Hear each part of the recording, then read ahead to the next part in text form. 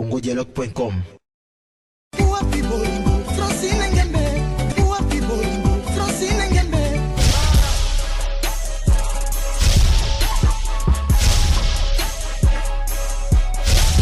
congodialogue.com. Il va l'opé sanga Francine Ngembe.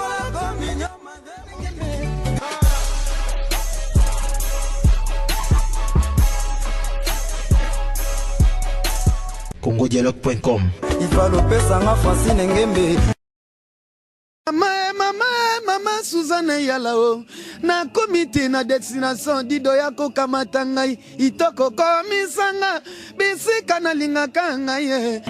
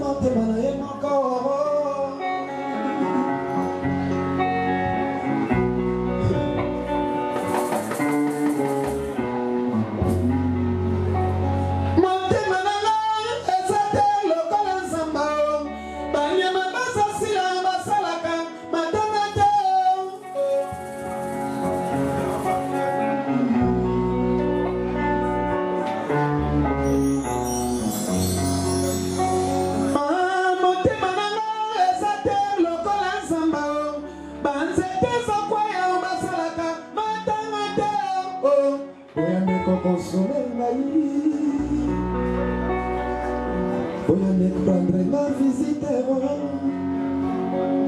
Pongandena Bungisi le chef du village ya Molokaye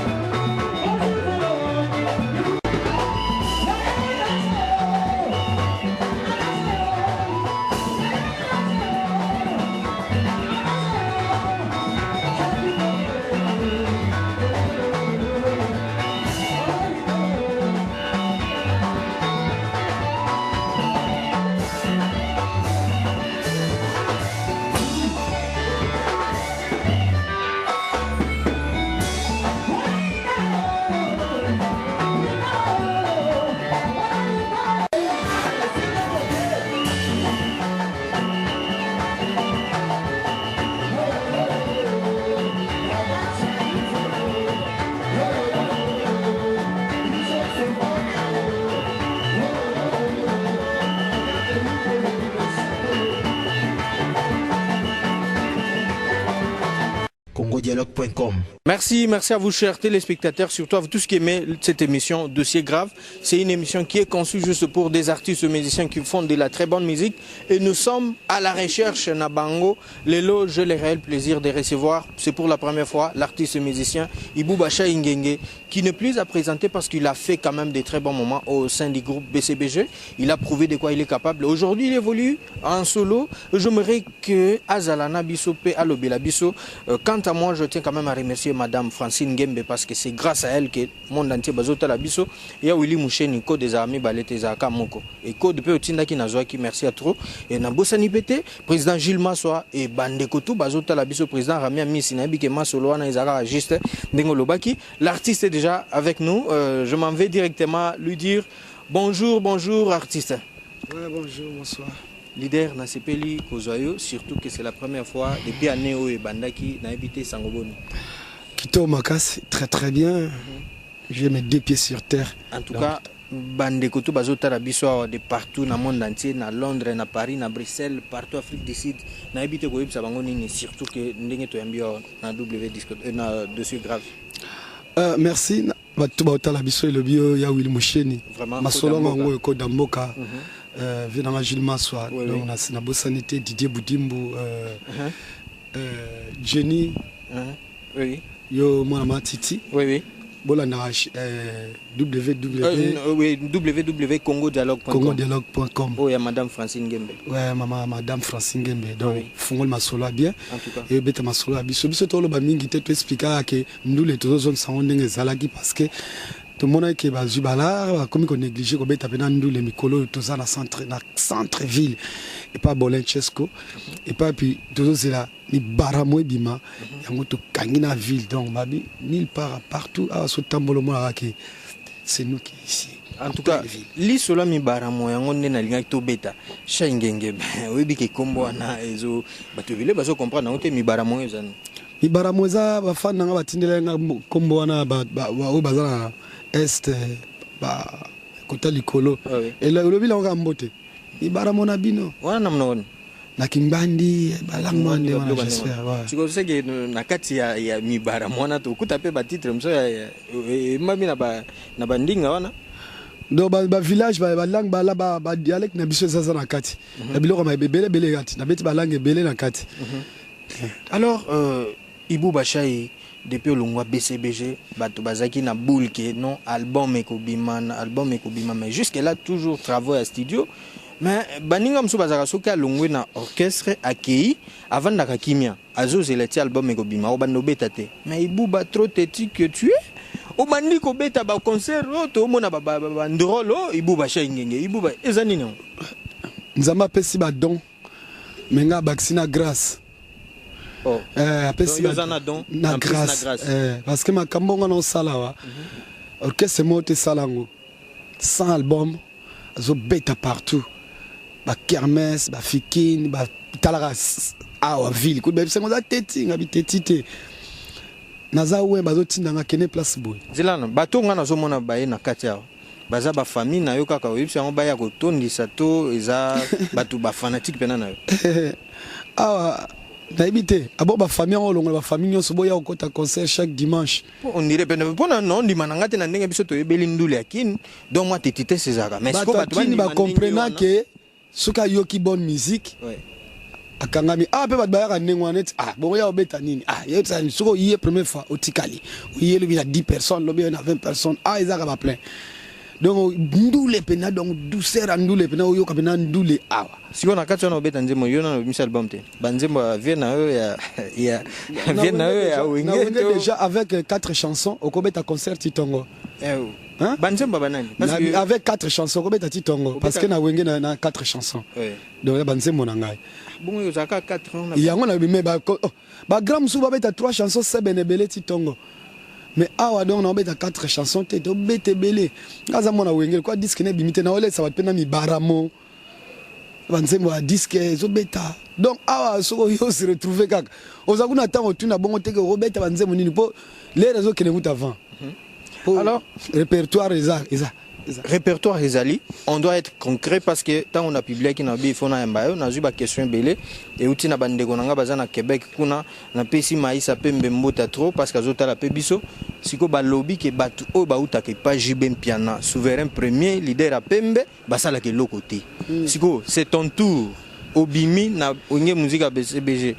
Tu es sûr que Masono aussi bateau et koleka pe inaperçu loka ba bon bateau balongwa pas jibem piana basala makambo na osala faut tala makambo mais kasenga pe na tunioti parce que yo mon lobia oya okuti makambo zo mono comprendre te ya onga na expliquer yo kasi bateau balongwa na bateau esimba basala makambo nga na osala makambo eza part ko tia ngo ndenge wana te c'est que OK luka kisi ya makasi hein to lobaka na yebiso na zana don na grâce nazana don na grâce au pilier munene bao balongwe papa chéri merci basale nzena bango menga benga bana basi mais moi na mobali pela salva pena représenter pena siko binezanga et le belio on dirait ça BCBGT nga pena façon na mona et le belio on dirait pena ya BCBGT po na façon pena makambo ngo ndenge kendelaka on dirait moi changement ezali parce que makambo un temps to sola ka on a kulutu nanga honorable Senado que je salue parce que on a pena ba kulutu na biso bato ba soutenir makambo ngo ndenge zo kende surtout pe bato ba bolenties comme muto moko bien asola rapé bien Molenga Saint-Molan vraiment Bogar mboko ba sa masolo zo kende pe bien ba soutenir siko ndenge elobelo ezoloba tokoloba ke tant oyo bima na BCBG et kokaki olongwa to olongwa qu'avant to ezaki après question na photo na nzambe non photo na nzambe tout a été programmé oto sala mokila ba photocopie nyonso ya sa programme kiango ata olobi nini ba programmé eza temps programmé ngana yo to yebité parce que moi je m'attendais pas un jour na quitter groupe ce qui est arrivé na lobité que na longwe na s'enrichir na comme de bambongo bien na ça daté ponanga na monique on nzamba sali yangwana c'est normal on trouve ça normal yo ko contredire nzamete yo lo ba ke olongwa na voix normale na BCBG ouais c'était le moment parce que là on va normal te ça si que la vient na olongwe non ba si que la papa te parce que zainde olaka ke venga na ke ko sala makamnanga balaka pété même moi na sol ngolongo na pa ndaka boti ozwi ba initiative mususu okei e bandele za ka passe papa pa mona okabwana mwana etia omesana ezana onka bongo Zaka bongo tia omesana Ibou Bachai, merci en tout cas. Donc vous sentez comment est-ce qu'il est en train de s'exprimer parce que awa soko ye kaka, il faut l'art de convaincre ezala au répondre à ma question na biso parce que tous ali on a été pour critiquer mais je salue l'initiative il y a ba jeune artiste et tout bazo bimapé bazo sala et le malamu parce qu'il est là sans album mais il est en train de se produire. Donc à week-end tout ba mélomane bato balinga la très bonne musique bazali ko se retrouver preuve année que ba tubile bazali ko soutenir yo et puis nazo ki moi question moko bandeko batuna kinga ndeko na tuna kinga azovanda na Japon alobi boye na kati album mibaramo tokokuta ba featuring na banani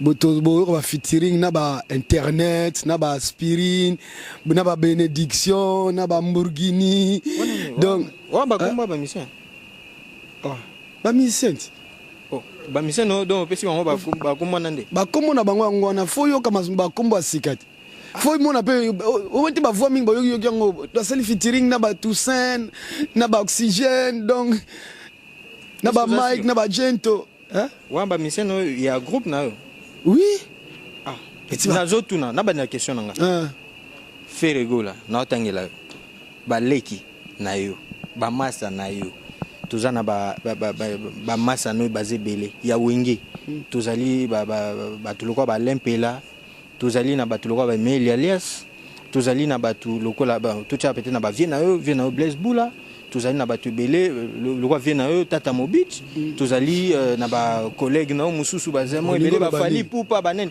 bango na génération na ndina otuna est-ce que na kati album mibaramo ba koyemba est-ce que sali album ka fosa ka featuring je pense pas featuring mi na sali na défense bata simande to bengi belé mais premier album hein lokola ba tena bona autant ba kombo ba miso yo tant kombo kuna zu problème na orchestre en tout cas donc bata sima ba sale featuring belé mais til que premier album pena donc na lingi hein ba yo kanga akinzela nini oh tanyene oh manyene belela mwana benengure tanga manga jinga penge belele sibile blenzala kana njenga mda mwana paji zameze samavaro zamalobe mi bare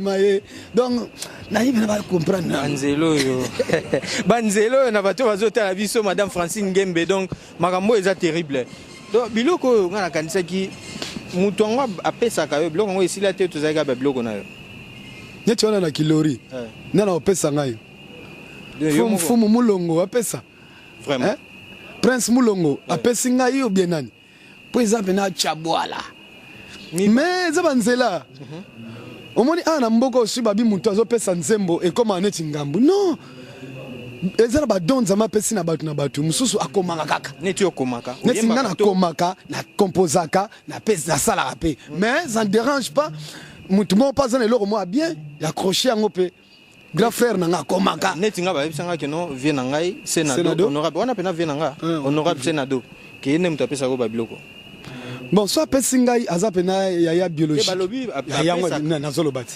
soit pesinga za grand frère biologique c'est pas un problème mais eza télévision na lobaki banana bandi carrière na nga musique na noye mbanzembo ave sénaté ve sénat pesa bango na na mbanzembo na été c'est la télé vraiment nako kobo eloko grand frère na nga pesinga te mais c'est la télé je dis ça j'avoue que na noye mbanzembo grand frère te parce que tiroir na nga mo na nous a plein. Mais ça m'empêche pas que ce loro moko yé moni kuti yenda vivant na nzembo po yemba azasu sur podium te alors banzembo na yeza biloko na yazo vivre nango tant que ngana nazo koma tu vois donc en tout cas merci beaucoup merci beaucoup Chaingenge na mona déjà kuna pa batu bazozela yo déjà ba kinego ka ba melopé ya bien alors na habité question o ezali vraiment o ezaki pona nganeti ya suka pona tuna eloko nini kangi mibaramo ebima po depuis to bandaki kozela yango sisiko mibaramo esesili to saba dédicace ezosanga nga mikaka producteur na kozwa pa bimisango likolo mais pour nangai disque na sina salisa tout etiana chaka ma ba dédicace ala ebima mais mbongo ya ko bimisa pena boye ngai susu na kokate yango no senga na ba producteur minene ceux bazo kanga surtout non beta 998 42 61 92 bazwa disque za costaud donc on se retrouver combien de titres disque za na 13 titres mais trop 4 appels à salut 8 titres ou bien 6 titres mais tous les 13 c'est fini. Merci beaucoup Ibou Bacha Ngenge, on n'aura pas beaucoup de temps. Nana ko remercier yo. Mais moi dédicace. Nana na remercier yo. Na pesi ba na poto tout bienvenue Kamba, ma jolie Kamba, Gladys maman na Sharon, Cyril Kina mfuma forme. Bana Paris, bana Londres, Simba Mosei, Nzuzi Mosei, bébé Chico, Maboko Bank, tête Tendai, prêtre, Génie Blanc, Didier Boudimbo na Paris, Tobo Sanité, na quelle musique a Djongadi yo na Canada, yebisa ba massa Jangango. En tout cas. Basolo la bien j'ai penango. Nana terminal 3. Yo yebi. Donc bo benga numéro yo. Bandela sous numéro 998 42 61 92. Code Amboka Obanina Willy Moucheni. Pire vie place Ali. Numéro petit no ngwana benga vie. Jango mikolo yango parce que ba répétition ba concert monsieur ba programme monsieur Zate. Tozo beta chaque jeudi samedi na des bonhommes et dimanche faisant en ville. Chez Bolin Chesco en face à Midema. Donc on a déjà Elengi. Merci beaucoup. Merci. Donc même moi attends moi capella avant to kendete. Capella on a ça là qui déjà. Non ma dame sous. Ouais moi mususu. Yo zana ba bloc belé. Mama Suzanne Yalao na comité na destination dido yako kamata ngai itoko komisanga bisika na lingaka ngai yonde motuka avion burueti na tukutuku bébé. Merci beaucoup. Là, je salue vraiment l'arrivée de l'honorable, hein, l'honorable Sénado. Donc, Yaya Balé qui est belé. Merci pour notre soutien, merci pour notre batoutou. Oyo, bazo continuer à soutenir Bisso parce que nous sommes là. Donc, ça nous fait du bien. congodialogue.com. Santé bien, santé bien. Bien que Bamaka Mikem Kezanga mais santé bien. En tout cas, tout le monde est chez Bolentesco parce que Changenga zo betanae na comprendre batu bazali belé nani petit non na bis album te batu bazo e belé ça nini en fait. Eza goût, eza problème goût. Alors pesa goût. Moi petit na moi ana moto na e et le baba kino ana moto na e de moto mo spirituel quoi. Alors na moi gaz na e, musique na na qualité. Il y a au moins une grande personne qui a la musique. On peut se déplacer pour assister quand même. C'est-à-dire que s'il y a des bonnes choses, les gens aussi, de bonnes qualités viennent. En tout cas, qui est derrière Chaingeng? Pour nous comprendre, personnellement, nous comprenons. BCBG, il est exception parce que ça, la Babylone, album, il y a des gens qui viennent là où il se produit. Bon, qui est en fait derrière Chaingeng? Derrière Chaingeng, c'est Chaingeng. Devant Chaingeng, c'est Chaingeng. Sauf que moi, son grand frère, je l'assiste seulement. Mais hier, on a juste pour nous œuvrer. On est artiste, artiste. Il faut faire montre de quoi il est capable. Vraiment. Je crois que c'est à ce moment-là, quand il prouve qu'il est capable, il y a un monde à Omona, il y a Verrier, tout. C'est le cas avec mon jeune frère. Il fait bien son travail, il fait bien son métier, il répond à l'heure normale de ses concerts et consorts. Moi, je crois qu'il y a un des ça là que au moins on a dit Simanae. Oui, Batubago Simanae, public na Ezali. Soutien à Ezali. Mais bon, quand le baquet, d'ailleurs, vraiment honorable, bien que ça, vous êtes aussi artiste, au Komarabanze, Mbélé Bélé, sauf les Bima qui m'ont dit, non, stop pas qui sous promotion, parce que non, sauf les problèmes, sauf les gars, concepteurs, réalisateurs, autofinancés. Alors, si quoi, ils ont un salaire pour l'État, au profit à l'usage de routes, au profit à la population, au profit à peuple congolais. Moi, je crois que c'est à l'État de prendre en charge cette œuvre-là. Il faut le ministère des Transports à s'impliquer, à y grandir l'œuvre, à y œuvre, ils ont joué rôle nini, et qu'on joue rôle nini. Ce que l'État comprendre à utiliser normalement. Na sala qui peut n'engagé, na sala qui peut n'abattu, pour un conseil, et puis aider bande comme sous, accident, ma caméra diminuer tout. L'État il faut attendre le roi malam ou exploiter. Les atégars ma camusus neto lingo exploiter. Moi je crois que l'État est engagé. Merci beaucoup, honorable. Merci de nous avoir. C'est moi qui dois vous remercier. Vous êtes gentil en tout cas. Merci beaucoup. Merci beaucoup. Ça nous va droit au cœur. Merci. Vous avez senti que Chaingeng est avec nous. Et juste après lui, il y a l'honorable Sénado qui est arrivé au Azali, grand frère propre Naïe, Père Komarabanze Monae, à Tozali chez Bolin Chesco.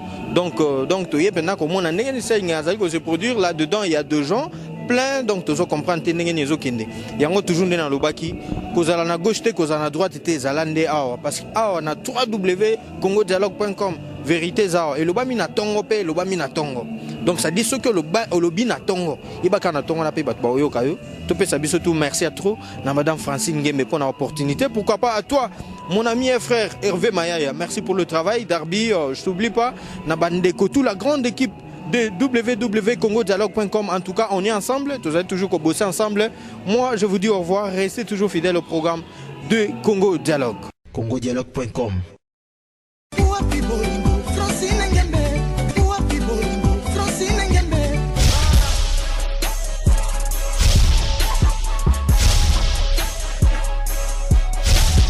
congodialogue.com. iva lopesanga Francine Ngembe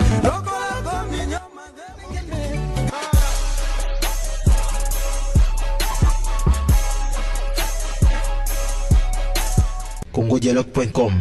iva lopesanga Francine Ngembe